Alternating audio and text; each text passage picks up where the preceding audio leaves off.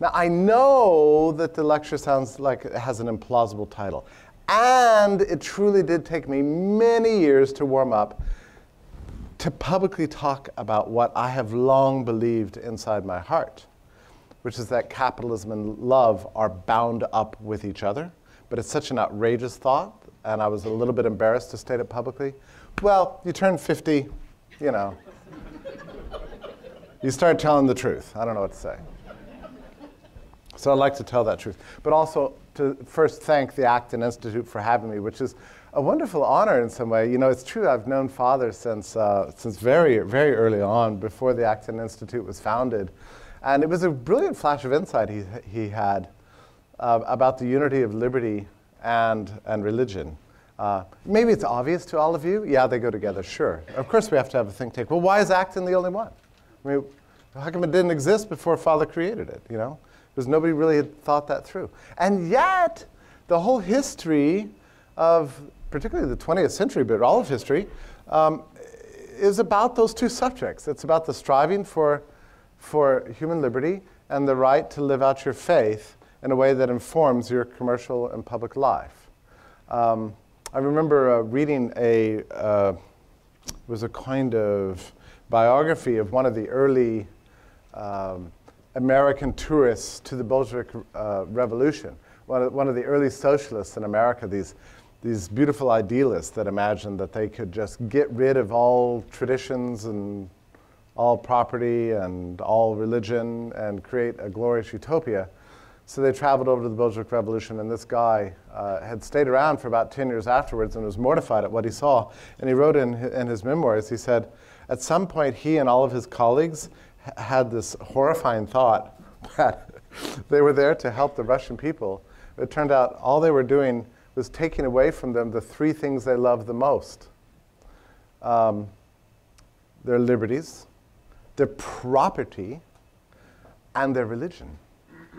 Like, that's the worst thing that could ever happen to people, you know? And yet their intellectual delusions led them to do this. So liberty and property and faith all go together. They're inseparable. They're part of human history, and they're part of the fabric of who we are and what we want to do and what we want to believe. I think they're more bound up than we think. We tend to think of these things as separate categories. People often ask me things like, yeah, but how does your Christianity impact your economics? Or how does your economic understanding impact your own faith? And I'm always slightly confused by the question, because the question presumes these separate boxes, you know? They're like separate categories, like here's religion, yeah, and here's economics. But I don't see it that way. I mean, if something is true, it should be true in every field of life. If something is true, it should be true for your faith and your religion. If something is true in economics, it should be integrated well with your faith. If something is true in your faith, it should be integratable to your economics. I have no shyness whatsoever about seeing all these things as a unity. Okay, let's move on now to defining what I mean by love. And here I'm just going to rely on C.S. Lewis, which is very traditional to do so. 4 types of love, right? 4 types of love. There's that first level, which storge, all from the Greek, right? It's a type of what he calls affection. And he says this in his book, The Four Loves, that the most basic kind of affection you can develop for somebody else is when you have a commercial relationship with them. And it's true. I think it's really true. I mentioned earlier that merchants and consumers tend to say thank you to each other. You know, that's really wonderful. It sometimes happens when we go to a store and you check out and you go, hey, thanks. And they go, no problem. There's something rubs us wrong about that, right? And we're like, yeah, okay, I'm glad it wasn't a problem for you, but it would even be better if you were grateful, you know? So that's why we have a tradition of saying thank you, thank you, thank you. We're giving gifts to each other. It's beautiful. You know, you've been to birthday parties, right? You give a gift and the person has to pretend to be grateful, even though they already have one. And they go, thanks, you know, this is really great. I really like it, thanks. But you don't say thank you. Well, I guess you could thank you for your life or something, but it's not conventional, right? But in the market economy, we have this ongoing birthday party with every single exchange, except it's like birthday for both types, for both people. It's like, thank you, no, well, thank you. No, well, thank you, thank you. I mean, this is life in Grand Rapids, I think. This is what goes on every single day.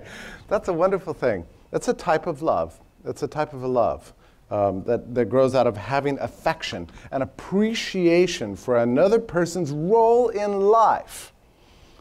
That's nothing to make light of. That's unbelievable. That's how come people become valuable. That's how we become valuable to others, and that's how we understand our own value to others. It's not the only source of value, but the existence of exchange itself is a way of validating our dignity as human beings and seeking out others who similarly value us. And I find it just magical, and we should never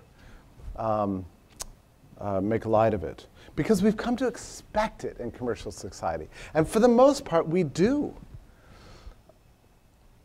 I'll talk about this later, but you know, have you ever been involved in a completely non-commercial setting in your life? Like completely non-commercial, like there's nothing, there's no exchange involved at all. I was trying to think this morning, what would an example of that? Post office, yeah, right? Standing in line at the TSA, about to get on an airplane, you know. Department of Motor Vehicles, maybe.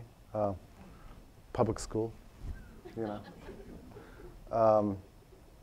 The court system, ouch, right? You're always happy for a friendly bureaucrat, and that's great. You know, person of good character, they're nice to you. I'm sure you have more of those in the Midwest than exist in New York, you know. We probably have more in the South, although it's iffy, you never know.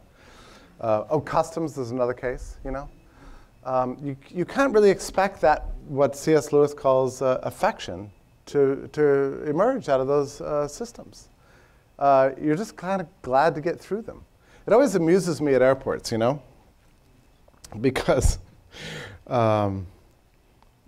know, you're standing in line for the security, and really you just endure it, really. You know, you're being broadcast this message, say something, do something, say something, whatever the little slogan is, and you're always doing something wrong. Hey, don't stand over here, stand over here, sorry. You're supposed to take that bottle out of your bag, don't you know? Oh, I'm so sorry. You can't take these scissors on the airplane, and so on. Or as happened to me recently, I'm sorry, that gigantic bottle of basil vodka you just bought just can't go on the plane. You know, oh, well, that's just the way it is. And people kind of act like, people don't expect affection to arise in those conditions. They just want to survive. They just want to get through them. Then immediately when they cross over the line of the TSA and enter into the beautiful, exciting commercial space of airports, which are so wonderful, right? You can get everything, and people want to sell you stuff, and you can munch on fries and buy jewelry and, you know, get some new pajamas or whatever. And immediately the consumer's in charge, right? But they're now in a bad mood because they just had to go through this TSA thing. So you order, and I've done this. I've been at bars before, and a guy orders a hamburger, and it comes out. The guy said, "Look, I ordered a medium. This is well done. Take it back." And they're like, "Oh, I'm so sorry, sir." You know, consumers get extremely demanding, you know, in a commercial setting. It's pretty funny because these same people were acting like sheep, you know, just like 5 minutes earlier in face of the TSA. They're like, "Yes, sir, whatever you say," you know. They have rights. They have rights in the commercial space. And there's an opportunity for human engagement and an opportunity to be kind to each other. You know, I always go back to this case that I told you earlier of Bob and Jim. Because Jim could have just raided Bob's cave at night and stolen all of his stuff. An act of hate, an act of resentment, an act of envy, an act of redistribution that doesn't produce wealth. Instead, he became creative. He looked within his heart and said, maybe there's some way that I can be made better off without making him worse off. I've got it. I'll find something to do, some way that I can become valuable to him. So he'll value me, I'll value me, and we'll become valuable to each other. We'll begin the basis of love itself, which begins in affection, the first level of love. The second level of love is, C.S. Lewis defines as philia, or friendship. And it's a much deeper source of association and affection. And we all know what this is. I mean, how is commercial society related to our friendships? I mean, we know the answer to that reflecting on our lives. We've all worked in commercial spaces. We began to develop really intense friendships. We start caring about, at a deeper level, people's well-being. It's not just the passing thing, you sell me a cup of coffee. Suddenly you're worried about, like, how's your family? When's your birthday? How's your health? Where are you from? Do we have any mutual friends in common? Or your business associates. I mean, we've all worked in businesses. It's not possible to work in a business and not develop meaningful, lasting friendships. That's just what we do. I'm sure Acton holds birthday parties for its employees, and as every business does, when an employee leaves, we're sad to see him go. We give him a party. Their family members are coming around at Christmas and holidays, and you develop a deepening sense of association and friendship, the second level of love, philia. Commerce is a font of this kind of friendship, very deep. My grandfather on my mother's side was a wholesale grocer in Southwest Texas. And I've never known a man with more friends in my whole life. This guy was incredible. Everywhere he'd go, everybody would love him, and he seemed to love everybody. And every time I would go visit them, we'd always be going to some big dinner with just endless numbers of friends within the commercial space. It's like this gigantic civil society that just began to develop over the lifetime of being a wholesale grocer. It's a beautiful thing. And without commerce, none of this would be possible. So in that sense, capitalism definitely leads to a deepening form of friendship called philia. Now I want to talk about the third form. And this is where I get really interested. And I'm going to ask you a slightly personal question, because as I'm talking about this, I want to know whether or not I can sort of tap into something you know, if I may. So, and it's a kind of an exciting question. How many, or who in this room has ever been in love? Like real, you know what I mean by love? Okay, there's some people, I want to ask again, because there's some people who didn't raise their hands, and I want to give them an opportunity to do that. How many of you have ever been in love? Okay, so you know then what I mean. Okay, what we mean in English by in love is eros, and it's weird. I mean, it happens to you, and everything changes, right? Suddenly the world was boring, but now it's exciting. Spring used to just come, now it's spring! And the birds used to annoy you, now they're singing beautiful songs. And there's something about being around the person you're in love with that just gives you a certain lift. It changes you internally and changes your perception of the world. And you can't sleep at night. It lasts 2 or 3 days. And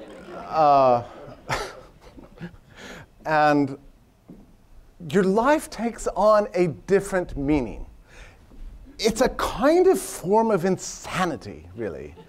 And it's so insane that men actually cough up, years' worth of salary to buy women diamonds. I mean, that's how crazy love can be. But it's a very beautiful institution, and I think it's something we're constructed to do.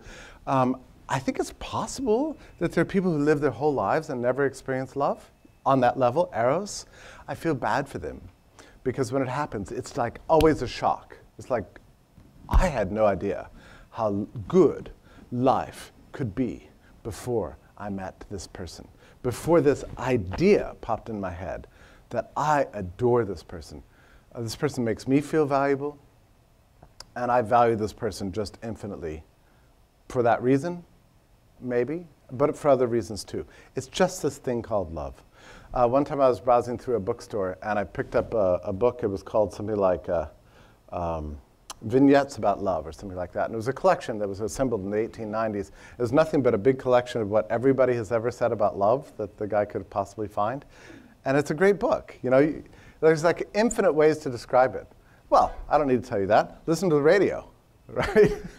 I mean, the number of descriptions of love that exist. Well, anyway. The reason why it's important to reflect on this aspect, this thing called eros, is because did you know that this precise feeling, this feeling of imagining something new and throwing yourself into creating something you see but doesn't yet exist. By chasing this thing that suddenly entered your head that wasn't there before and changes your life and sets you on a new direction. This is the driving force behind entrepreneurship. It is. It's not the desperate love of money. If that were it, entrepreneurship, for the most part, would be a stupid thing to do because most everybody fails. Most every new business fails. It's not money. It's the love of an idea. It's imagining some value, something that you might be able to create that doesn't yet exist that will make the world a better place.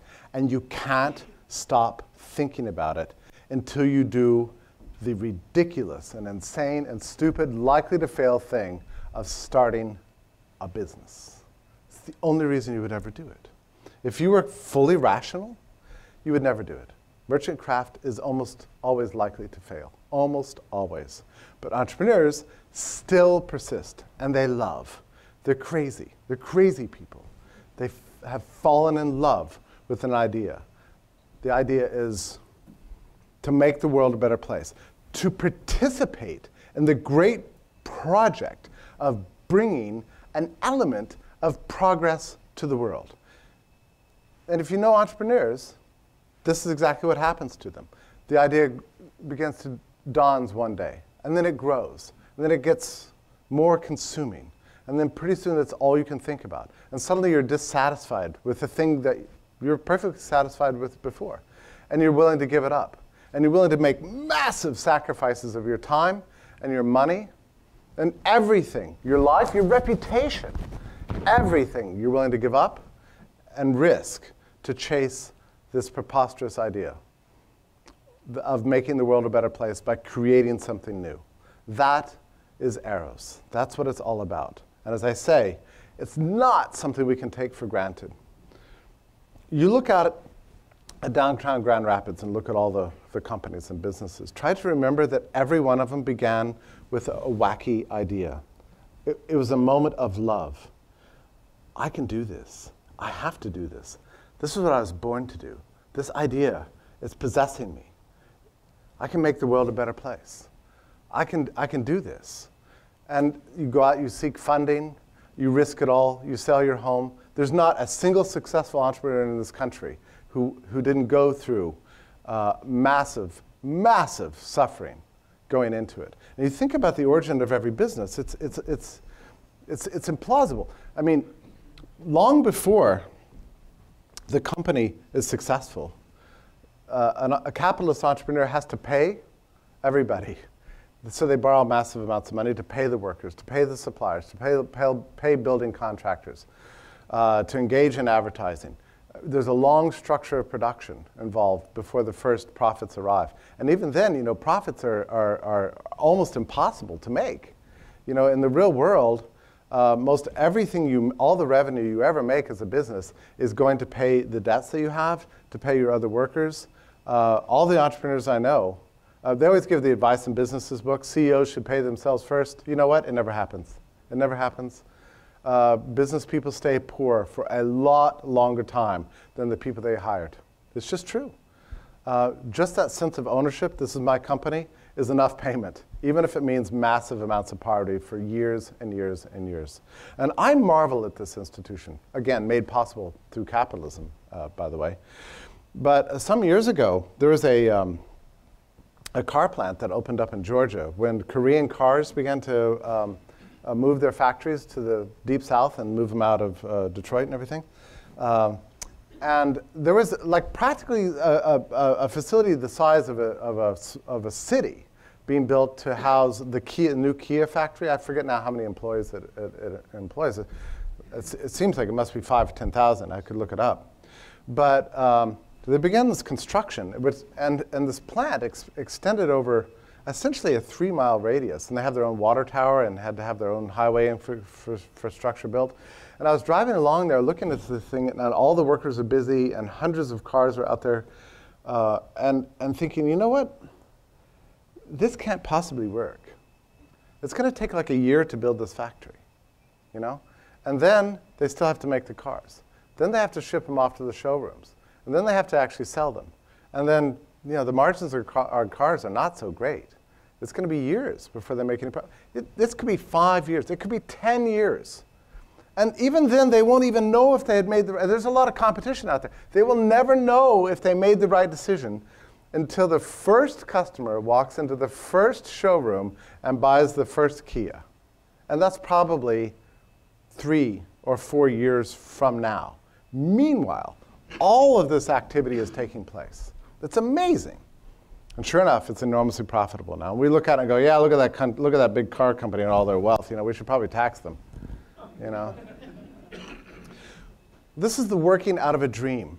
It's the working out of love, of eros. It's the same thing that you felt in your heart when you met that very special person in your life. That's what entrepreneurs feel. It's like crazy juice. It's the stuff that causes something to enter your brain and into your heart that seems so real and so possible and such a mission for you personally. But nothing else has changed about the physical world, and probably nobody else shares it. It's yours, and it's obsessive, and it's crazy, and it's wonderful, and it's a source of progress and beauty in the world and improvement. It's why we live in a world of bounty. It's love that gives rise to this glorious institution called entrepreneurship. Oh, wow, look at my time. It is so evil what time does, right? Time is so scarce. Can I just, I'm just going to wrap up here.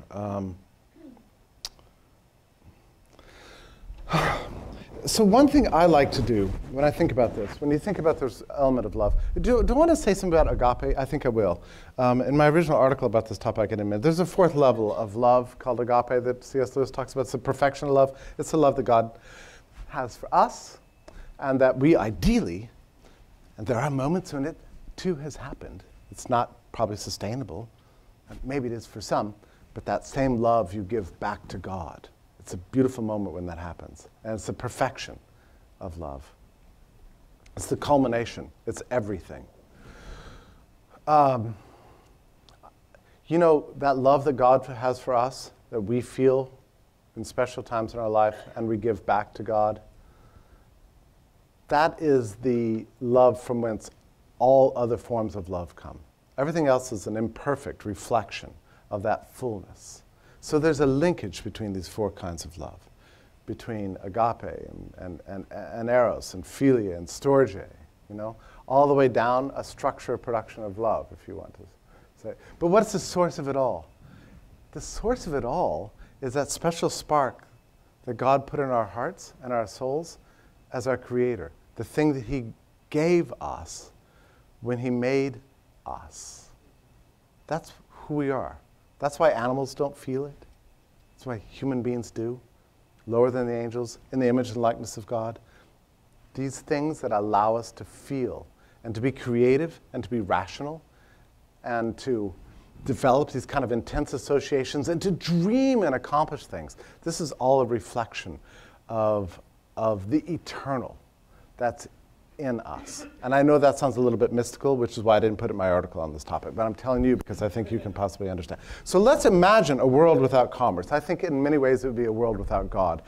I do this in my own mind. I like to imagine going into a community and saying, wow, what's cool about this company? What's cool about this community? What's cool about this community are its shops, its shopping districts, its bustling commerce. It's true all over the world, whether it's Vienna or Salamanca, Spain, or San Jose, Costa Rica, New Zealand, Detroit, Atlanta, even the rural communities.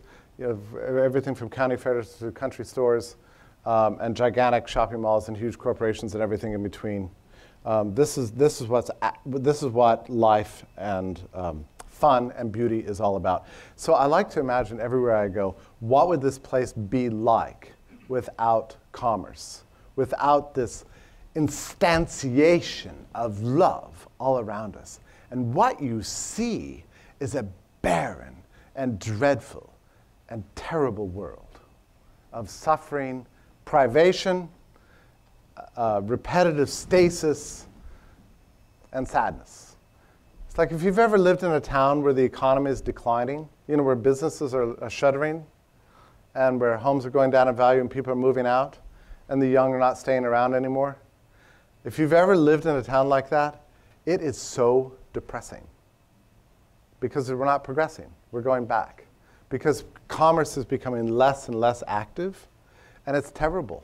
I mean, it puts you in a bad mood. In towns like that, everybody's a little bit grumpy, actually. It's true. Commerce is a source of life. It's a source of our hope. It's what gives us a living reality of the possibility of progress and improvement in our short lives. We need to credit it. Most of all, we need to stop.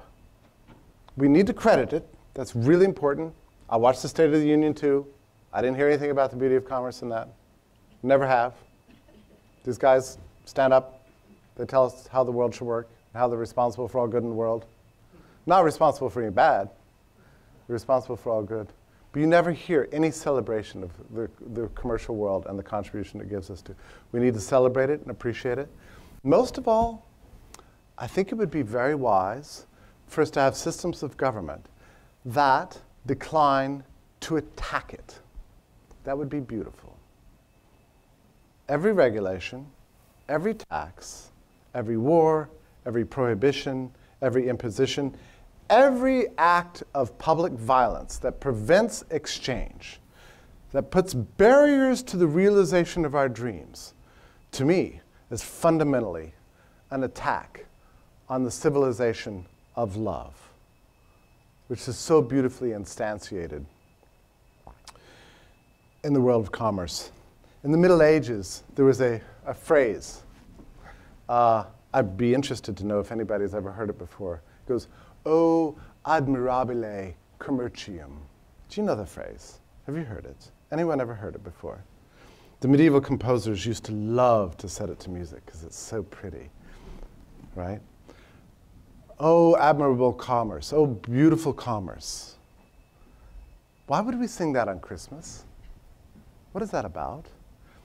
The reference in the Middle Ages was to the, it's amazing, the exchange that happened between heaven and earth that gave birth to the Savior.